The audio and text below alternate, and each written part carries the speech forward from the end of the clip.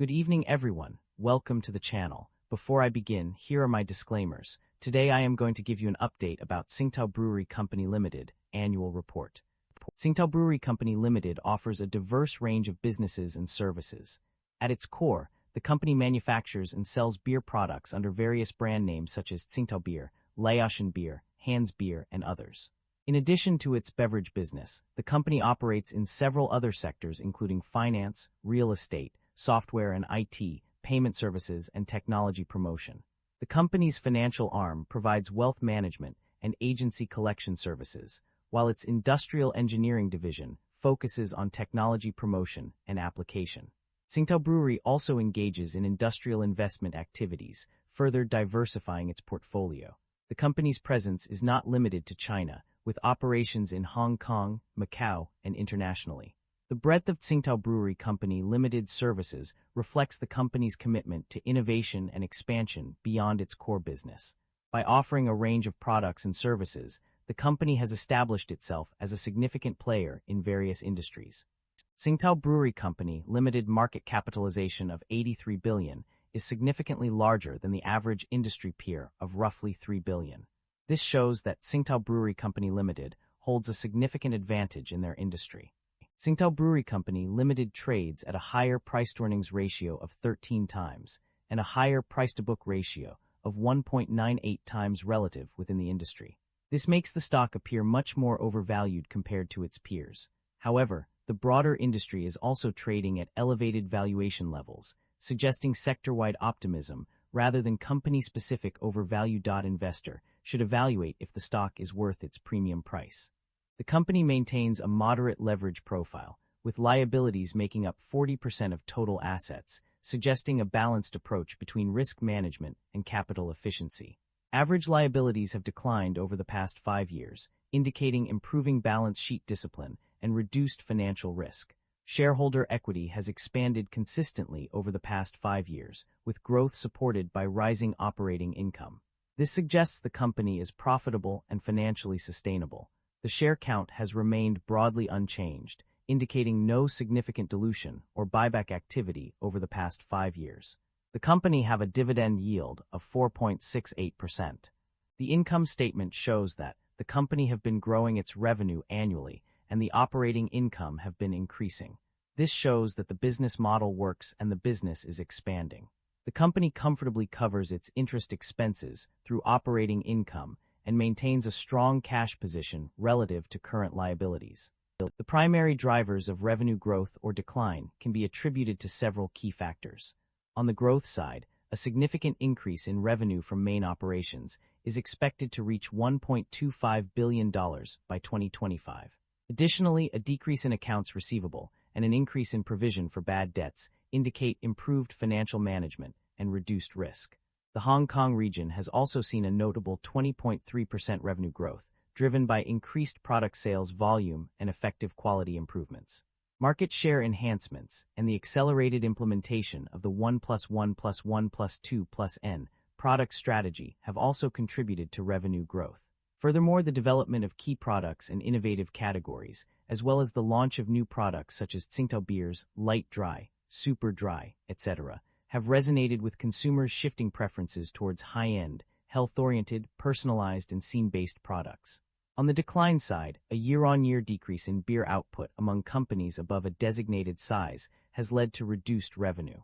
Competition from local brands at the base tier has also posed a challenge. Moreover, the maturity of the market has resulted in reduced growth opportunities, making it essential for companies to adapt and innovate to stay competitive. The net income of the company experienced a significant increase between 2024 and 2025, rising by $225,639,881, or 5.6% year-over-year. This substantial growth in net income is a positive indicator of the company's financial health. In addition to the increase in net income, the profit margins also showed an improvement. The operating profit margin increased from 9.2% in 2024 to 9.8% in 2025, while the net profit margin rose from 14.1% to 14.6%. These increases in profit margins demonstrate that the company is becoming more efficient and effective in its operations, resulting in higher profitability. The reasons behind these improvements are not explicitly stated, but it can be inferred that the company's efforts to optimize its operations, reduce costs, and increase revenue have paid off. As a result, the company has been able to achieve better financial performance, which is reflected in the increases in net income and profit margins. The company's debt level has undergone a significant change over time. According to the financial reports, total liabilities have increased by $1 billion to $20.4 billion, and further rose by another $7 billion to reach $21.3 billion. This represents a substantial increase of 33% in just a short period. On the other hand, interest expenses have shown a notable decrease. Initially, they were reported at $74.3 million, but this figure dropped significantly to $11.6 million. Furthermore, when considering more recent and accurate data from page 14, interest expenses are actually lower at $21.8 million, representing a substantial 73% decrease from the initial figure. The company's performance varied across different segments and regions in the recent period. On a positive note, Asia-Pacific, particularly northern markets, showed strong growth due to contiguous development effects. The region of Hong Kong also performed exceptionally well with high revenue and net profit. Similarly, various provinces in China such as South China, North China, East China, and Southeast China reported high revenues. The company's performance was also impressive in the online channels, which achieved growth in both volume and profit for 13 consecutive years. Furthermore, certain product segments like mid to high-end and above products, white beer, and ultra-premium series showed strong sales. In contrast, some regions and segments underperformed. Macau and other overseas markets reported low revenue and net loss. The finance segment also experienced low revenue. These areas require attention to improve performance and achieve growth in line with the company's overall objectives. Management is optimistic about the company's outlook, citing significant revenue growth from external customers in key regions such as Hong Kong, South China, and North China. This positive trend suggests that the company is expanding its market presence and increasing its customer base. In terms of strategy, management plans to build on this momentum by deepening expertise in core areas, introducing new products, and diversifying into various businesses. The company will also focus on digital transformation, strengthening its marketing and sales network, as well as supply chain operations.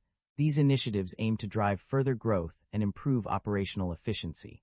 There is no significant activity to report on acquisitions and divestitures. The company has not engaged in any major transactions involving the purchase of other companies or assets, nor has it sold off any significant portions of its business. In fact, according to the information provided, there are no acquisitions or divestitures to note at all. This suggests that the company is focused on maintaining a stable and consistent course without making any major changes to its operations through external transactions. The company has a history of paying out dividends to its shareholders. In 2024, it distributed RM$0.2 per share, demonstrating its commitment to returning value to investors. Furthermore, a proposed dividend of RM$0.35 per share is currently pending approval for the upcoming year, indicating that this trend is likely to continue. This shows that the company values its shareholders and is willing to distribute a portion of its profits back to them. There are growing concerns within the company regarding inventory buildup and supply chain disruption. The high cost of sales, totaling $15 billion, has raised red flags about potential inventory issues.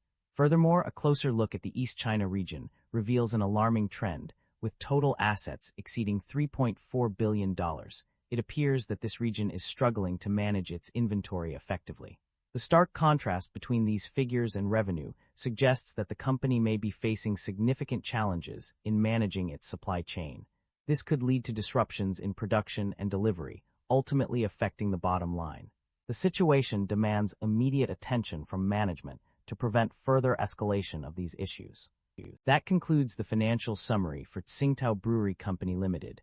Feel free to comment below, and I will be happy to answer them when possible.